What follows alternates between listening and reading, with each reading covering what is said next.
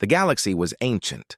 Civilizations older than Earth's mountains stretched across the stars, their histories carved in starlight and stone. They had seen empires rise and fall.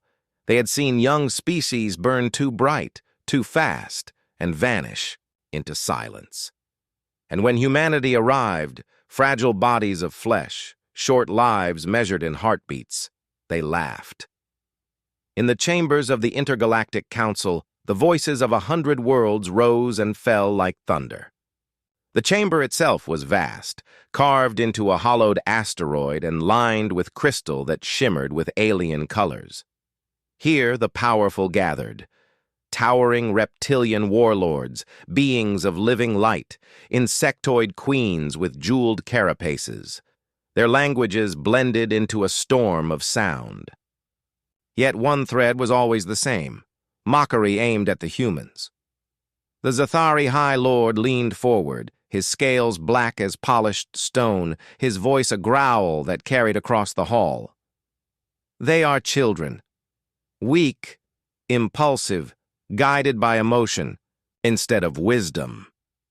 What use is such a species in war, in diplomacy, in survival? The urbane, crystalline beings who shimmered with inner fire let out ripples of laughter that chimed like breaking glass. Their lives are too short, they said, their voices overlapping like music. By the time they learn, they will die. Fragile, temporary, a candle in a storm. Others joined in, mocking, dismissing, waving away the humans as though they were nothing more than a curiosity. In their eyes, humanity was a brief flicker, destined to fade. But among the humans present, silence ruled. They did not rise to shout back. They did not fight the insult with anger. They carried themselves with stillness, though inside there, blood boiled. Ambassador Rhea Clark stood among them. She was not tall compared to the aliens, not glowing with inner light or armored with scales. She was simply human.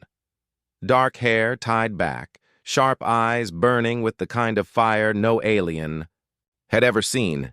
Her fingers clenched tight around the edge of her table, but her face remained calm. She had grown up on Earth, a child of storms and struggle. She remembered history lessons of old wars, of cities rebuilt after fire, of a species that had learned to rise again and again, no matter how often it was broken. That memory sat in her chest like iron. She knew that humanity's weakness, as the others called it, was also its strength. But the aliens would never see it. Not yet. The council meeting dragged on, endless speeches about trade, treaties, and borders. Yet every discussion circled back to one shadow: war. A threat had been stirring at the edge of the galaxy. The Vorak Armada. A swarm that moved like a tide of steel, devouring everything in its path. No single species could stop them. Even the mighty fleets of the Zathari and Irvane had been pushed back, scarred, humbled. Still, when humans offered their help, laughter filled the chamber once more. "What can you offer?" hissed the insectoid queen, her mandibles clicking with amusement. "Your bodies break. Your ships are small. Your worlds are young. Stand aside while the elder species decide." Ambassador Clark kept her voice steady as she answered. "What we offer," she said, "is what you cannot see. We offer the will to fight when there is no hope. We offer the strength to stand when all others fall. We are not fragile. We are human." The hall fell quiet for a moment, only to erupt again in dismissive jeers. They did not believe her. Not one of them believed the humans were more than desperate dreamers. But far away from the council chamber, in hidden shipyards orbiting barren worlds, something vast was being built. They were called Motherships, humanity's greatest gamble. Forged in secret after whispers of the Vorak spread, these ships were unlike anything the galaxy had seen from Earth before. Not small, not weak, not fragile. They were colossal, armored titans carrying fleets within, their bellies, factories in their hearts, and weapons that bent the limits of science. Where other species designed ships with cold logic, humans had built theirs with desperation, creativity, and fire. Every mistake of the past, every war fought on Earth, every lesson carved in blood and hope had been poured into these vessels, and, when they emerged, they would change the galaxy forever. Ambassador Clark knew this. She carried the secret in her silence while the aliens mocked. She stood beneath their scorn and did not bend, because she understood the truth. Humanity's strength was never in being perfect or ancient or unbreakable. Humanity's strength was in rising after the fall, in making the impossible possible, in turning fragility into fury. As the council chamber dissolved into noise, Clark whispered under her breath, words meant only for herself and the stars. Mock us now. Soon you will remember our name. And far across the void, in the hidden shipyards of Earth's scattered colonies, the first motherships stirred, colossal giants waiting to wake. At the farthest edge of the galaxy, where light from suns grew thin and shadows stretched like endless rivers, something stirred. The Vorak Armada. They came not as explorers or diplomats, but as a hunger given form. Their ships were not crafted, like those of the council races, with art and pride. The Vorak vessels were alive, massive constructs of metal fused with unknown flesh, pulsing with veins of red fire. Each one moved like a predator, silent, yet unstoppable. They did not negotiate. They did not offer mercy. They consumed. World after world fell. Stars that had shone bright for 1,000 years now burned with the wreckage of shattered fleets. The Vorak did not simply destroy, they absorbed. Every scrap of metal, every fragment of life was taken, recycled into their growing swarm. It was as if the galaxy itself was being eaten from the edges inward. News reached the Intergalactic Council in fragments. Distress calls cut short by static. Desperate messages from commanders whose fleets had vanished in hours.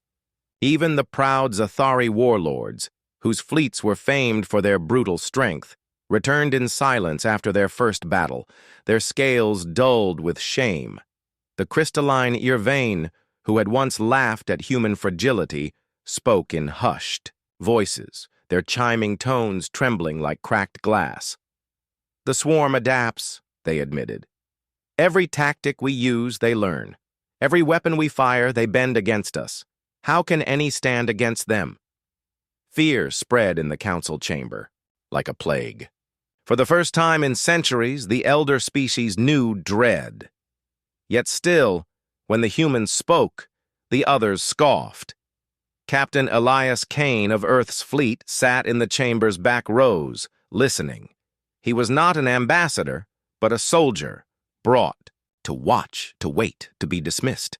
His hands rested on the table, scarred and calloused from a lifetime of service. He had fought in Earth's own wars, wars that had no end, wars fought not for conquest but for survival. He knew the sound of arrogance breaking into fear, and he knew it well. They will not stop, Kane said at last, his voice low but clear. You can't reason with them. You can't outthink them. You can only outlast them. The insectoid queen hissed with laughter, her jeweled mandibles clicking. And you, human, think your kind can outlast what has consumed empires older than your sun? Kane looked up, his eyes calm and unflinching. Yes, the chamber erupted with jeers again, but Kane did not flinch.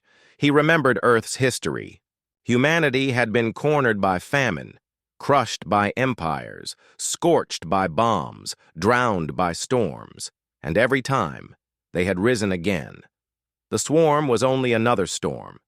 Humanity had always learned to survive storms. Far from the council, the truth was revealed in blood. On the colony world of Carrion, where rivers cut through fields of silver grass, the Vorak descended. Their living warships blotted out the sun. Civilians ran to shelters as the ground shook. Alliance ships scrambled to defend, but the Vorak tore them apart in minutes. Whole cities were swallowed into silence. But among the chaos, a single human frigate, the Stalwart, remained. Its weapons were meager compared to the enemy, its hull already fractured, but it fought. For hours, it darted among the giants, striking weak points, sacrificing armor for one more shot. Every crew member knew they would not see another dawn. But none abandoned their post. When the Vorak finally crushed the Stalwart, its burning wreck rammed into a Vorak carrier, detonating every warhead left aboard. The explosion ripped a hole in the swarm's formation. For the first time, the galaxy saw that the Vorak could bleed. The loss of Carrion still echoed like a wound across the stars. But the memory of one fragile human ship standing against the impossible spread further than fear. Across council worlds, whispers grew. Perhaps humanity was not as weak as they seemed. Ambassador Rhea Clark carried those whispers back to the council chamber. Her voice was steady, her gaze like steel. You call us fragile, but fragility is not weakness. Fragility forces us to fight harder, to stand longer, to make every heartbeat count. We have lived our entire history on the edge of extinction, and still we are here. If you cannot see our strength, then you will see it in battle. Still, the elder species doubted. Still, they clung to arrogance. But the truth was no longer in words. It was waiting, hidden in the dark of space. Because while the council argued, while worlds burned, Earth's secret rose. In hidden shipyards around barren moons, the motherships were awakening.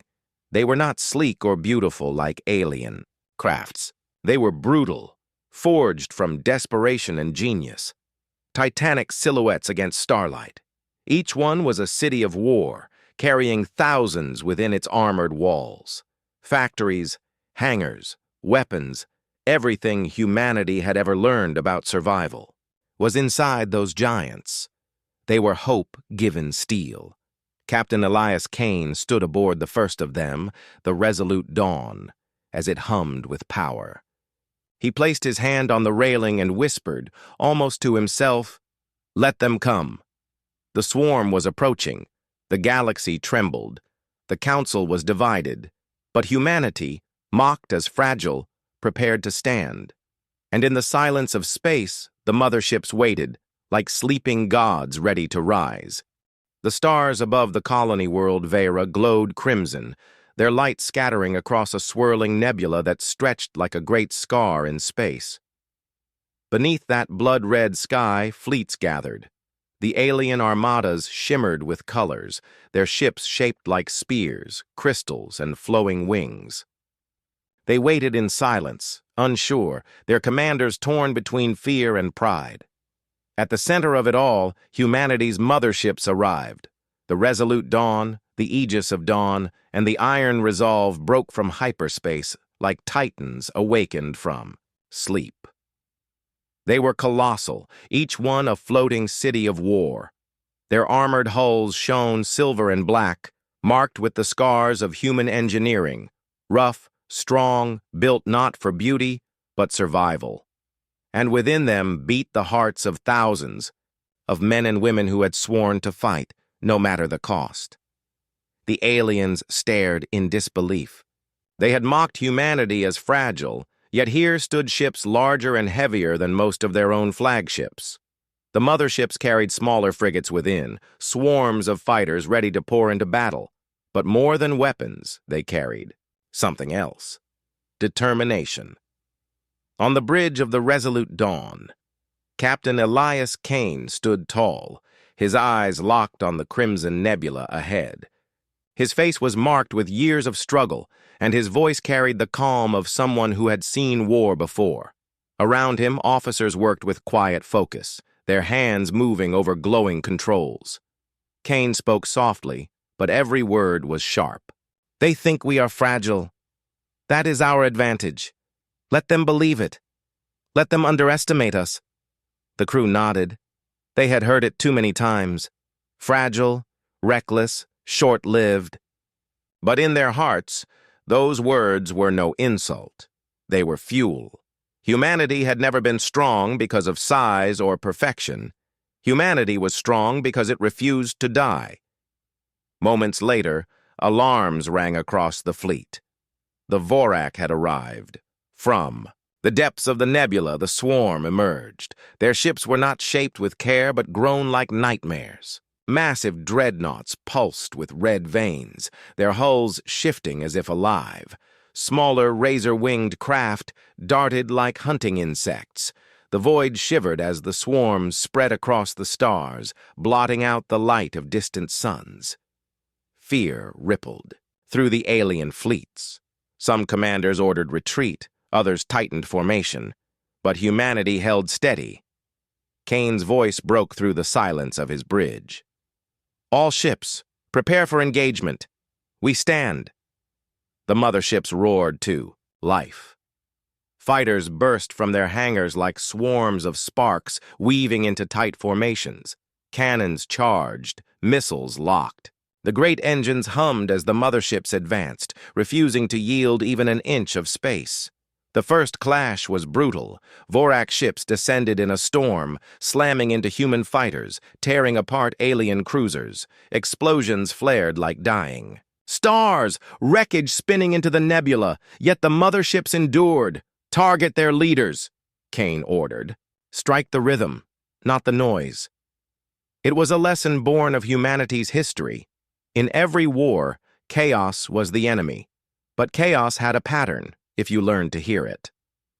The Vorak fought with overwhelming numbers, but they pulsed with strange rhythms, each movement echoing their hive mind's signal. Where others saw madness, Kane saw music. "Shift formation," he barked. "Follow my lead." Human ships darted left, then struck hard on the right. They feinted weakness, then countered with fury. It was reckless, unpredictable, but it worked. The Vorak stumbled, their pattern broken. For the first time in living memory, the swarm hesitated. Still, victory did not come without cost. The iron resolve suffered heavy fire, its shields collapsing. A Vorak dreadnought smashed through its flank, tearing open decks where hundreds of crew fought to survive. Inside, Lieutenant Mirados refused to abandon her post. With systems failing and escape impossible, she guided the burning ship directly into the enemy vessel. Her voice came through the comms, steady though her hands shook. "Tell them, Earth doesn't run." The explosion lit the nebula in blinding white. Both ships vanished in fire. On the resolute dawn, silence fell for a moment, grief pressing heavy on every heart. Mira was gone, but her words burned inside, them like fire. Humanity did not run. Humanity stood. Kane's voice, low but unyielding, cut through the grief. "Her sacrifice will not be in vain. Fight harder." And they did. Humanity fought like wolves, striking, vanishing, striking again. Where the aliens saw only chaos, the humans thrived. Every life lost was carried as weight. Every moment of survival was forged into steel. Their motherships bled, but they did not fall. On the Council's viewing stations, alien leaders watched with disbelief. They had expected fragility. They had expected collapse. But instead, they saw resilience so fierce it was terrifying. Humanity, mocked and underestimated, was holding the line where elder races had broken. As the battle dragged on, whispers spread across the fleets. Maybe humans were not fragile. Maybe fragility was the very reason they endured, because every second of life mattered, every fight was survival. The swarm still pressed forward, endless and merciless, but for the first time in centuries, it had met resistance it could not crush at once. And as the crimson nebula burned with wreckage and fire, humanity's gamble, the motherships, the reckless courage, the refusal to surrender, became more than a defense. It became a symbol. In the silence between explosions, Captain Elias Kane whispered a vow to himself, one no alien could hear. This is only the beginning. Let the galaxy watch. Let them remember. Humanity will not break. And the battle raged on, stars trembling under the fury of fragile creatures who refused to die. The crimson nebula of Vera burned with wreckage. Shattered ships drifted like broken bones in the void. Flames and debris turned the dark sky into a graveyard of steel. The Vorak swarm still pressed forward, endless, merciless, their numbers, blotting out the stars. Among them, the human motherships endured. The resolute Dawn shook under heavy fire. Explosions rippled along her armored sides, but her engines roared louder, refusing to die. On the bridge, Captain Elias Kane stood firm, gripping the railing as sparks showered the deck. His eyes burned with resolve. "All ships," he commanded, voice steady despite the chaos. "Hold the line. Do not break." The crew obeyed, their hands flying across controls, their voices rising with determination. Every heartbeat was borrowed time, every decision the difference between life and death. Yet no one fled. They had sworn to stand, and they would stand until the end. Across the field, the Vorak tore through alien fleets with brutal efficiency. Zathari warships, once feared as unstoppable, broke apart under the swarm's relentless assault. Irvane. Crystal ships shattered, their glowing shards scattering into silence. Entire formations collapsed. The elder races who had mocked humans now scattered in panic, their voices trembling over comms. But humanity did not scatter. Their motherships moved with defiance, pushing forward into the storm. Waves of fighters darted from their hangars, weaving. Between Vorak ships like sparks in the wind, human frigates struck like wolves, attacking in packs, hitting weak points, then vanishing before the swarm could crush them. It was not perfect strategy. It was survival turned into art. The aliens watching could not understand it. To them, war was order, precision, control. But humanity thrived in chaos. They did not seek perfection. They sought to win, even if it meant bleeding for every inch of space. On the bridge of the Aegis of Dawn, Admiral Juno Vera stood with her crew. Her voice rang out over the fleet's channels. "Listen to me. The swarm is vast, but it is not invincible. They fight like a tide, endless and blind. We fight with will, we fight with fire. Let them feel it." Her words carried across ships, igniting hearts already burning with fear and fury. The next attack came like a storm. A Vorak dreadnought, a massive beast of black steel and glowing veins, pushed toward the motherships. Its weapons pulsed, tearing, holes in human formations. The sheer size of it dwarfed the resolute Dawn. Kane's jaw tightened. He knew retreat meant death. Standing meant death too, but standing gave them a chance. "Bring us closer," he ordered. The crew hesitated only, for a heartbeat, then obeyed. The mothership turned toward the dreadnought, its cannons charging, its hull trembling with strain. Fighters swarmed ahead, carving paths, sacrificing themselves to shield their carrier. The two giants closed the distance, and the void between them erupted in fire. The dreadnought's weapons tore into the resolute Dawn. Decks collapsed, alarms screamed. Dozens died in moments, but still the ship pressed forward. "Now!" Kane shouted. The mothership unleashed every weapon at once. Cannons roared, missiles screamed. Pulse beams carved into the dreadnought's shifting armor. Explosions rippled along its monstrous frame, tearing open its living hull. For a moment it faltered, its movements slowing. Humanity had struck true, but the victory cost blood. The resolute Dawn staggered, flames spilling from her sides. Hundreds were gone. Kane's face was grim, but his eyes did not waver. He looked out at the burning nebula, at the swarm still advancing. "This is what it means to be human," he whispered. Elsewhere, the iron resolve burned. Lieutenant Mira Doss's sacrifice earlier still echoed in every heart. Her last words, "Earth doesn't run," were carried through the comms like a vow. Crews whispered them as prayers while they fought. They knew the swarm could not be stopped by fear. It could only be stopped by defiance. The battle raged for hours. The Vorak pressed harder, but every human ship became a wall. Fragile bodies, worked controls. Fragile voices shouted commands. Fragile lives burned in fire. But none surrendered. And slowly, something began to change. The alien fleets, who had wavered, began to rally. Watching the humans refuse to break, they found courage where none had been. The Zathari, ashamed of retreat, reformed their lines and returned to the fight. The Yervain, their crystal voices trembling, pushed forward beside the motherships. For the first time, the Alliance fought as one because humanity showed them how. The tide of battle shifted. Vorak ships, once unstoppable, faltered under the united assault. Their rhythm broke. Their swarm stumbled. The nebula filled with fire. But this time, it was the Vorak who burned brighter. When the great dreadnought finally collapsed, torn apart by combined fire, a cheer rose across comms. The humans did not cheer.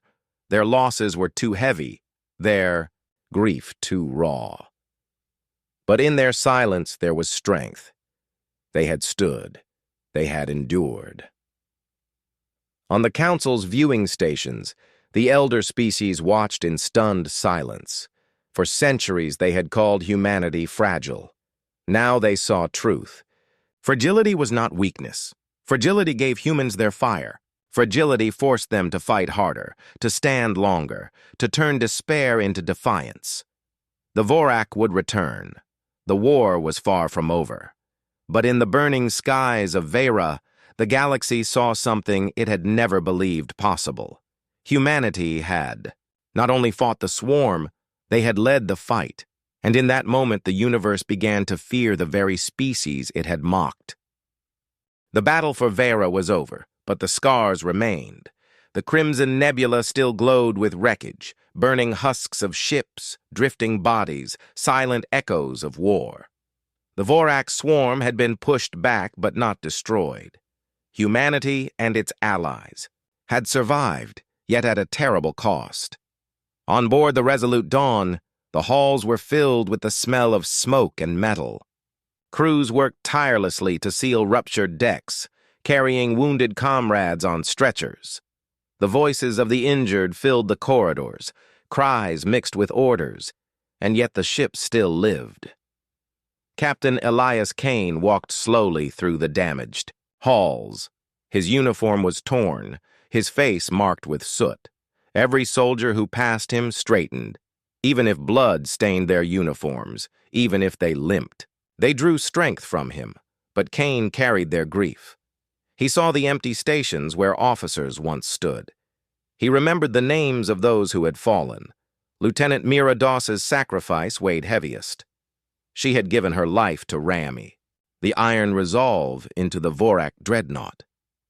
Her final words, "Earth doesn't run," echoed in Kane's mind. In every corner of the ship, he heard crew members whispering those same words like a prayer. Mira was gone, but her spirit burned brighter than any star. In the council chambers, however, there was no prayer, only argument. The alien leaders shouted, their voices full of fear. Some demanded retreat, others wanted to seal their borders and leave the frontier worlds to die. "They cannot be stopped," one Yervain elder cried, his crystalline body cracking under the strain. "Every world we send is consumed. We must protect what remains."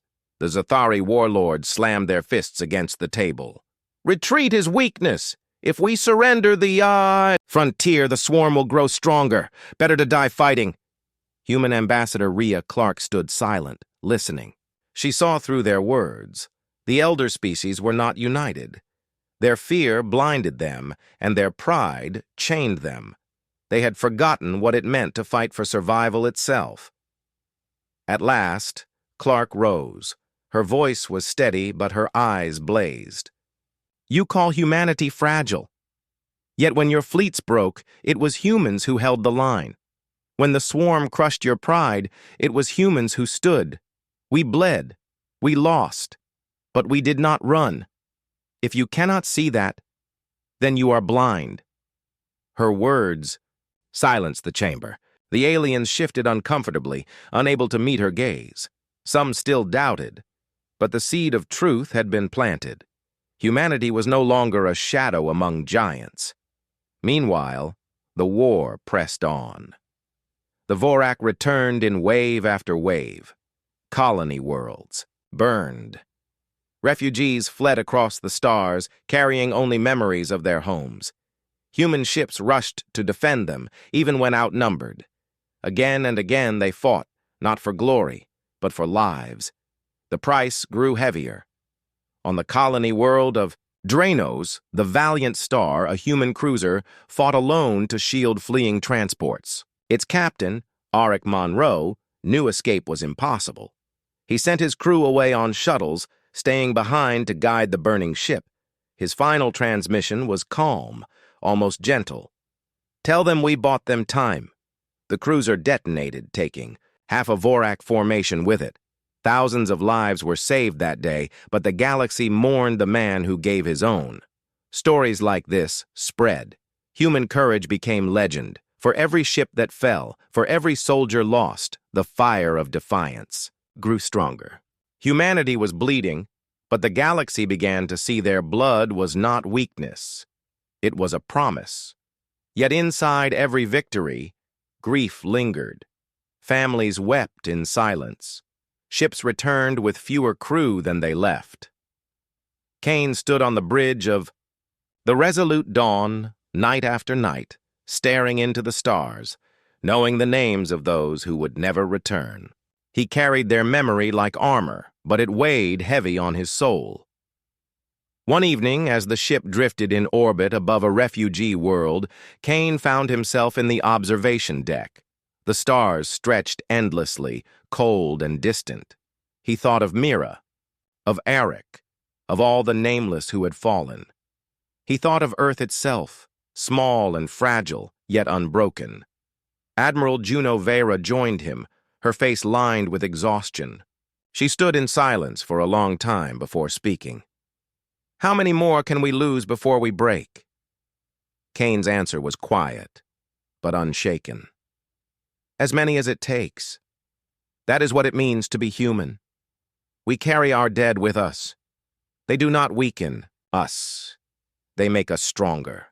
The Admiral looked at him, her eyes searching his face. Then, slowly, she nodded. The breaking point had come.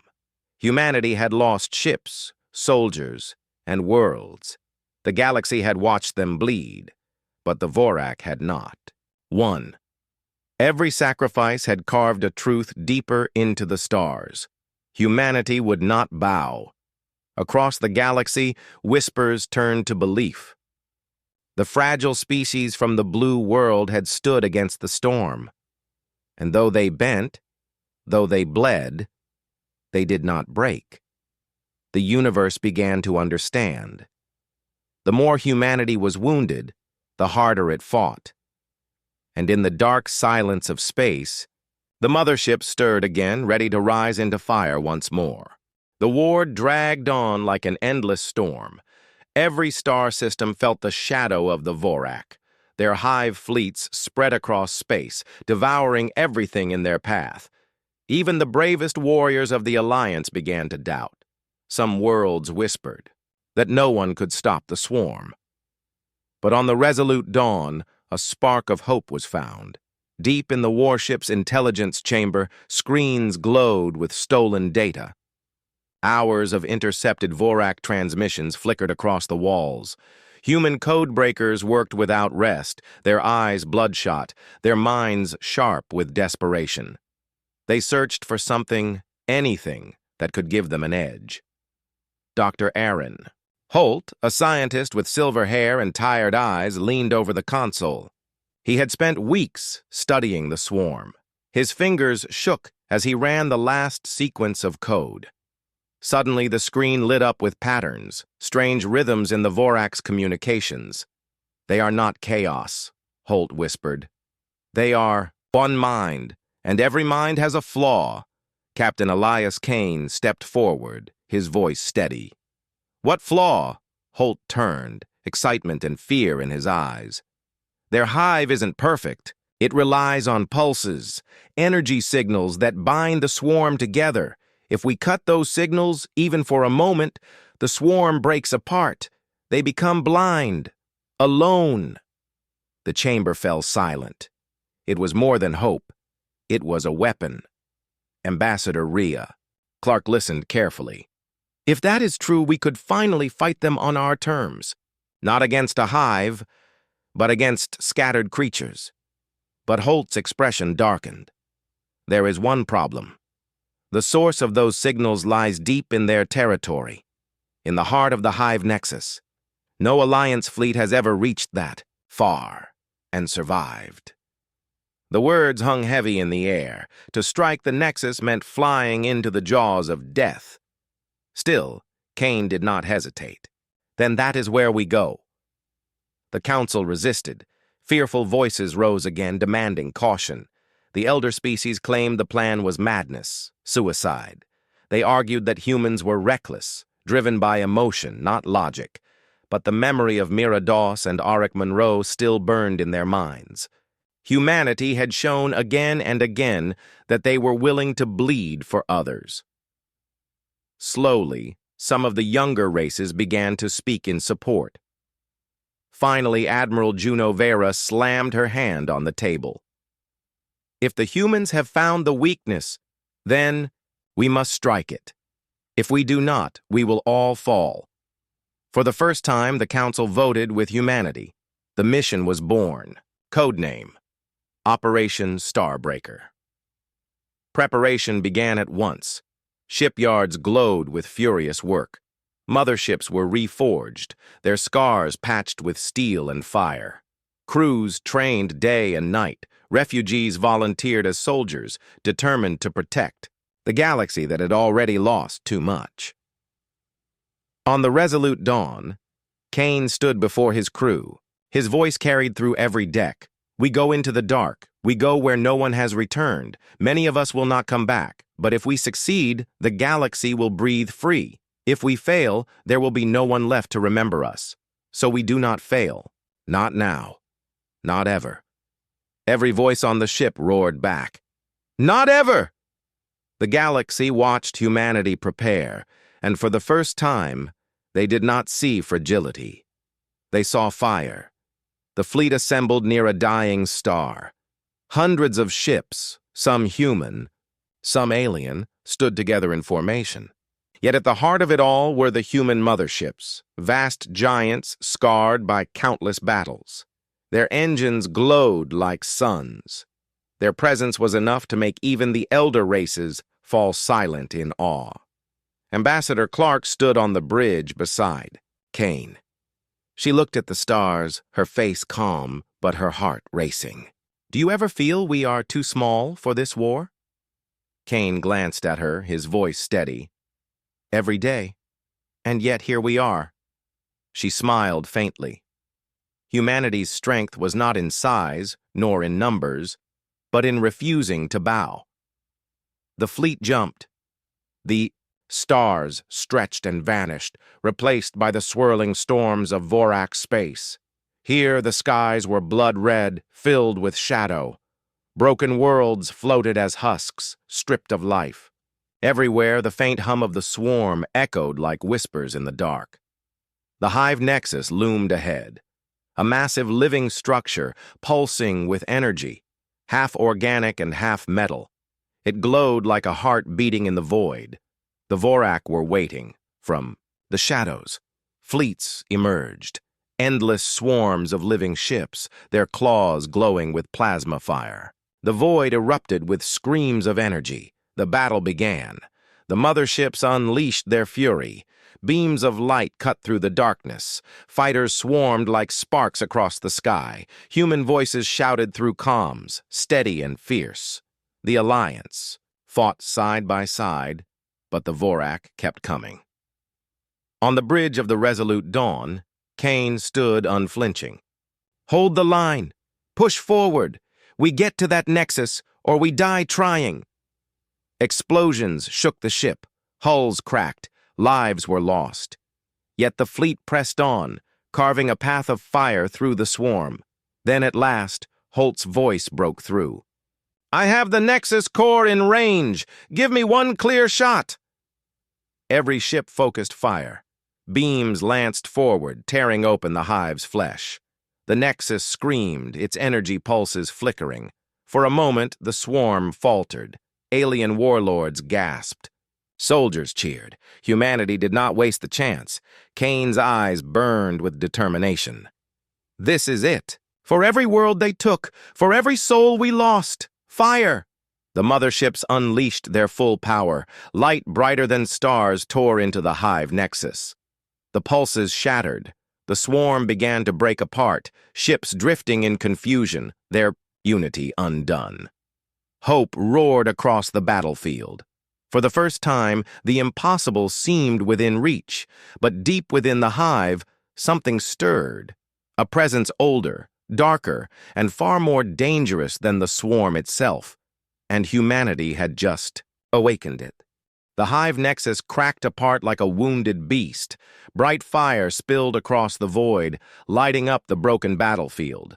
Swarms of Vorak ships scattered, their movements clumsy without the hive signal. For the first time, silence touched the battlefield. The galaxy held its breath. On the bridge of the Resolute Dawn, Captain Elias Kane's chest rose and fell with heavy breaths. Sweat dripped down his brow, but his eyes burned with triumph. They had done the impossible. Dr. Aaron Holt clutched his console, disbelief painted across his tired face. "We broke the signal. They're falling apart." Around him, the crew cheered. Alien commanders sent messages of gratitude. Whole fleets shouted in joy, voices rising above the static. The impossible dream of victory now felt real. But then the silence changed. It was not peace. It was waiting. Ambassador Rhea Clark felt it first, a strange pressure in her chest, like the air itself had grown heavy. She turned to the captain. "Elias, something isn't right." Her words hung in the air as the hive nexus began to shift. The broken structure glowed with a deep red light, darker than any star. Tendrils of energy spread outward, wrapping around shattered fragments of metal and flesh. It was not dying. It was transforming. Dr. Holt's face went pale. "No, this can't be." A low hum vibrated through every ship. The sound grew, rising into a scream that echoed in every mind across the fleet. Soldiers clutched their heads. Pilots cried out in pain. Even hardened warriors of alien races fell to their knees. And from the core of the hive nexus, something vast began to emerge. The void tore open as if reality itself was breaking. From the heart of the swarm rose a shape too massive to comprehend. A creature, but also a machine. Its body was a fortress of black metal fused with living flesh. Its eyes burned with crimson fire, each one the size of cities. Its wings stretched wider than moons. The Vorak had not been the true enemy. They were only children of something far older, something the galaxy had forgotten. The creature's roar thundered across the stars. Ships shuddered. Stars seemed to flicker.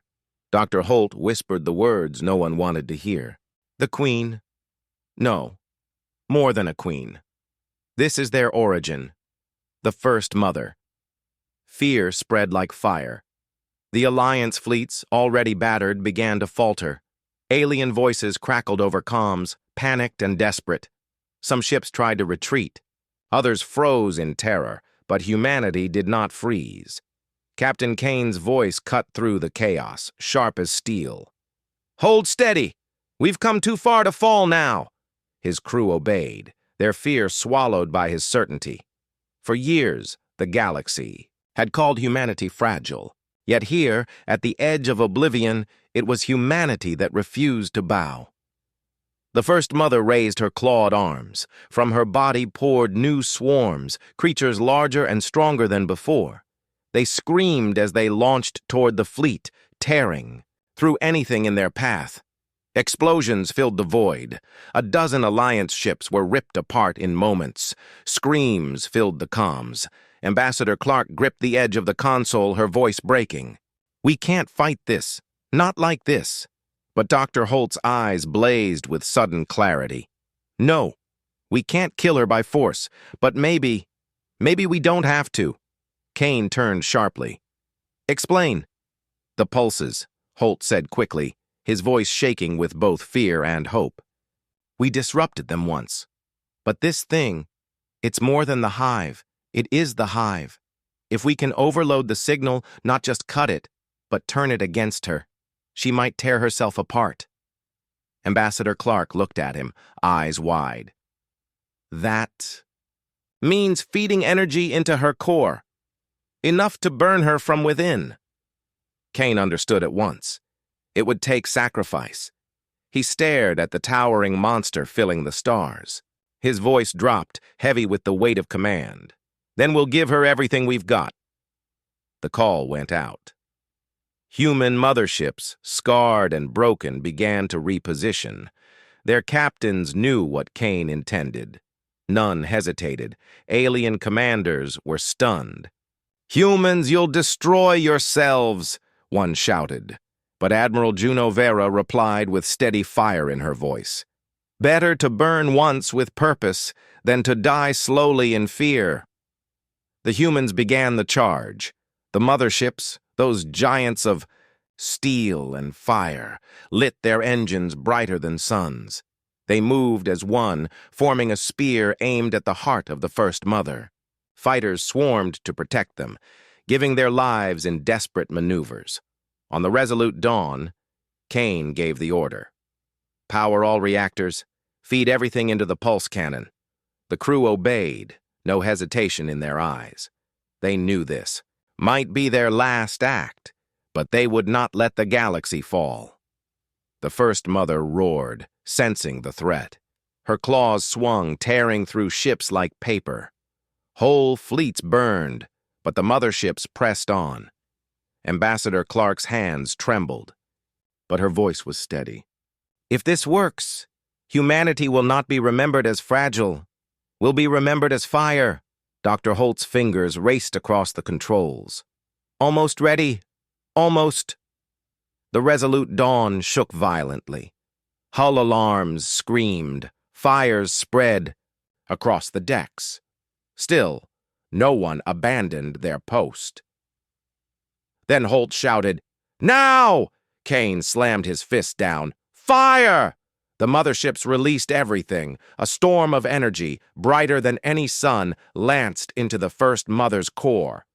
The pulse connected, not cutting, but feeding, overwhelming.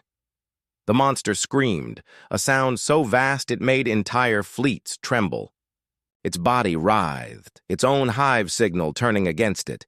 For a moment, the stars themselves seemed to shake. Then came silence. The First Mother's body cracked. Light spilled from within, tearing her apart piece by piece. Her scream faded into nothing. Across the battlefield, Vorak ships went still. Their movements faltered, their power gone. They drifted like empty shells. Humanity had done the impossible again. But at what cost? The motherships floated broken and burning, their sacrifices carved into the sky. Survivors stared in awe and grief. Ambassador Clark whispered through tears, "They said we were fragile, but no one will ever dare say that again." And in the silence of the stars, the universe itself seemed to bow. The battlefield was silent now. Stars flickered softly, as if afraid to disturb the graves of giants. Wreckage floated in endless darkness. Broken ships, shattered hulls, and the remains of warriors who had given everything. The First Mother was gone, her massive body reduced to drifting fragments of light. The Vorak were finally still, no longer a living tide of death. Yet victory did not feel like triumph. It felt like grief. On the bridge of the Resolute Dawn, Captain Elias Kane sat in his chair, eyes heavy with sorrow. His ship burned in places, metal twisted and torn, but it still stood. Around him, his crew moved slowly, their faces pale, their hearts weighed down by the cost of survival. Ambassador Rhea Clark gazed out the wide viewport. Her hands were folded tightly, trembling as she whispered, "So many gone." Her voice carried the pain of countless lives lost. Dr. Aaron Holt leaned against a console, his shoulders slumped. His mind replayed the image of the Motherships, charging into the First Mother, their captains knowing what it would cost. They gave themselves so the galaxy could breathe again, he murmured. The comms were filled with broken voices, alien commanders reporting their losses, fleets counting their dead. Ships that once shone with strength now drifted like hollow shells. Entire species had lost heroes, and at the heart of it all, humanity had burned brightest, sacrificing the most. In the great council chamber aboard the surviving flagship of the Alliance, leaders of dozens of races gathered. Their faces showed disbelief, respect, and shame. For years they had mocked humanity, calling them weak, calling them fragile, calling them unworthy of standing among the stars. Now those same voices spoke in hushed tones of reverence. The Zoran, commander, whose insect-like frame trembled, bowed his head. "If not for humans, we would all be dust in the void." The scaled Ziran warlord clenched her clawed fist against her chest. We doubted them. We called them soft. But it was their fire that burned the swarm. Even the cold, logical Cathari, a machine species that valued only calculation, lowered their mechanical gaze. We measured them as weak. Our equations were wrong. Their strength is not in numbers, it is in will. The chamber fell quiet. All eyes turned to the small group of human representatives standing weary yet unbroken. Ambassador Clark stepped forward. Her face was pale, her eyes rimmed with tears, but her voice was steady. "We did not fight for glory. We did not fight for pride. We fought because no one else could stand when it mattered. We fought because life itself deserved a chance. That is all humanity ever wanted, to protect the fragile, to fight for those who could not." The room trembled with emotion. Even those who had once mocked humanity now bowed their heads. Back on the Resolute Dawn, the crew worked to restore systems. Fires were put out, wounded were carried to med bays, and the dead were covered with silence. Each soldier carried scars, not just on their bodies but in their hearts. Dr. Holt sat quietly in the medical bay, his hands shaking as he cleaned blood from his coat. A young engineer approached him, eyes filled with tears. "Sir, my brother was on the Iron Valor. He didn't make it." Holt swallowed hard, placing a trembling hand on the boy's shoulder. "He was brave. He gave everything so the rest of us could see another sunrise. Don't let his sacrifice be forgotten." The boy nodded, his grief heavy, but his eyes brighter, with resolve. In the quiet of her quarters, Ambassador Clark stood before a small screen. A recording played. A message from Admiral Juno Vera, sent moments before her ship charged into the First Mother. "If this reaches you, it means I'm gone," Vera's voice said, calm and steady. "But remember this, humanity is not fragile. We are fire. We are stubborn. And we are willing to burn so others can live. Tell the galaxy that when the stars were about to die, humans lit them again."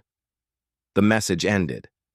Rhea pressed her hands to her face, tears streaming freely. But within those tears, she found strength. Captain Kane stood alone at the viewport, staring into the endless night. He thought of every ship, every crew, every sacrifice. The faces of his lost friends haunted him. But in that haunting, there was also pride. Rhea joined him, her voice soft. "They'll never call us weak again." Kane nodded slowly. "No, but I don't care if they respect us or not. What matters is that we proved something to ourselves. That even in the darkest night, humanity will not break." The Alliance began to rebuild. Ships were repaired, survivors returned to their worlds, and memorials were built to honor the fallen. Across alien worlds, statues rose not only for their own heroes, but for the humans who had stood at the front. Children of other species learned the names of human captains, repeating them with awe. And yet, in the silence of the void, whispers began to spread. If such a creature as the First Mother could exist, could there be more? Was this truly the end of the swarm, or only the beginning of something far greater? Humanity did not shrink from the question. They had faced death itself and refused to bow. Whatever came next, they would be ready. One night aboard the Resolute Dawn, Dr. Holt stood with Kane and Clark, watching the stars. His voice was quiet, but firm. "Do you realize what this means? The galaxy saw us break the impossible. They saw us give everything. They saw us win. Humanity has become something new in their eyes." Rhea smiled faintly, though her eyes still glistened with grief. "Not fragile." Kane's gaze never left the stars. His voice was low, but it carried the weight of every fallen ship. "No, not fragile. Unbreakable." The stars shimmered, as if bowing in agreement. The galaxy was quiet after the storm. For the first time in months, fleets rested, and the stars no longer burned with the fire of war. Yet silence did not mean peace. Silence meant waiting. Silence meant questions no one dared to ask out loud. The Vorak were gone, their First Mother destroyed, but the memory of their endless tide lingered like a shadow on every world. The Alliance had survived, yes, but barely. Whole planets mourned. Millions of families wept. The scars of battle stretched deeper than the ruins of ships. It had marked every living soul. On the human flagship Resolute Dawn, Captain Elias Kane stood at the wide viewport. His reflection stared back at him, tired, scarred, but alive. He had buried friends, watched titans fall, and carried the weight of choices that would haunt him forever. Yet his eyes still burned with quiet fire. Humanity was battered, but not broken. Ambassador Rhea Clark joined him, her hands clasped tightly together. "The Council meets again tomorrow," she said softly. "They want to speak of rebuilding, of treaties, of lessons learned." Kane gave a faint, bitter smile. Lessons learned. Strange, isn't it? For centuries, they laughed at us. Said we were fragile. Said we would crumble in the void. And yet, when the stars shook, it was our ships that held the line. Rhea's voice trembled. "And our people who paid the price." In the council chamber, leaders of every species gathered again. Holograms shimmered, projecting their forms, scaled, winged, mechanical, luminous. Each face carried the same expression, awe mixed with unease. The Kithari, a machine race of cold logic, spoke first. "Humans are anomalous. Their willingness to accept loss surpasses calculation. They sacrifice without hesitation, even when probability suggests failure. This trait cannot be quantified." The insectoid Zoran commander clicked his mandibles. "It is not strength of body nor power of technology. It is something else, something dangerous, if turned against us." Whispers rippled through the chamber. For the first time, the Alliance feared humanity, not because of weapons, but because of something deeper. Ambassador Clark stood before them. She did not raise her voice, but every word carried. "You misunderstand us. We do not fight because we wish to die. We fight because we choose to live. When others surrender to fear, we endure. When all seems lost, we hope. That is humanity's power. Her words struck the room like thunder. The leaders fell silent. For a long moment, no one dared to answer. Later, on the resolute dawn, Dr. Aaron Holt studied fragments recovered from the first mother. The alien biomass pulsed faintly under containment, as if still alive. He frowned, his mind racing. Rhea entered quietly. Still working? Holt nodded, his eyes fixed on the samples. It's strange. The Vorak are mindless, driven by instinct. Yet this piece remembers. It adapts. It's not just a swarm, it's evolution, alive and searching. Her stomach tightened. Are you saying it could return? Holt turned, his face pale.